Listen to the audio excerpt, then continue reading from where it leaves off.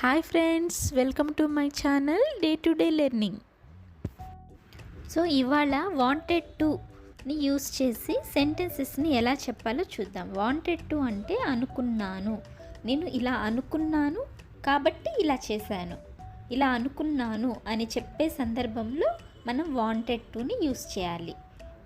ఇప్పుడు ఈ wanted టుని use చేసుకొని చెప్పబోయే సెంటెన్సెస్ అన్నీ పాస్ట్ టెన్స్లోనే ఉంటాయి. పాస్ట్ టెన్స్లో మనం వెర్బ్ అనేది ఇక్కడ సెకండ్ ఫామ్లో యూస్ చేస్తాము. మనం ఆల్రెడీ అనుకొని చేసిన పనులని ఇతరులతో ఎలా చెప్పాలో చూద్దాం. ఇప్పుడు నేను కార్ కొనుక్కోవాలి అనుకున్నాను కాబట్టి కార్ కొన్నాను. ఈ సెంటెన్సెస్ని ఇంగ్లీష్లో ఎలా చెప్పాలి? I wanted to buy A car, so I bought a car. నేను ఢిల్లీ వెళ్ళాలి అనుకున్నాను కాబట్టి ఆన్లైన్లో టికెట్ బుక్ చేశాను. ఇది ఎలా చెప్పాలి? I wanted to go to Delhi, so I booked A ticket in online.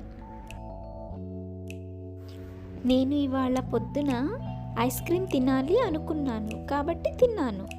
ఇది ఇంగ్లీష్లో ఎలా చెప్పాలి? I wanted to eat ice cream, so I ate ice cream today morning. ఈ సెంటెన్సెస్ అనేవి కొంచెం పెద్దగా ఉన్నట్లు అనిపిస్తాయి, కానీ అర్థమైతే చాలా ఈజీ. సో మీరు కూడా డైలీ ప్రాక్టీస్ చేస్తూ ఉండండి, ఈజీగా వచ్చేస్తుంది.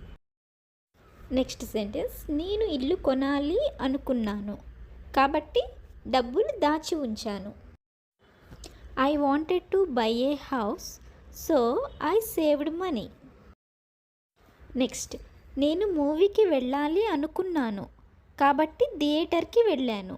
I wanted to watch movie, so I went to theatre. ఇవాళ మీకు ఒక క్వశ్చన్.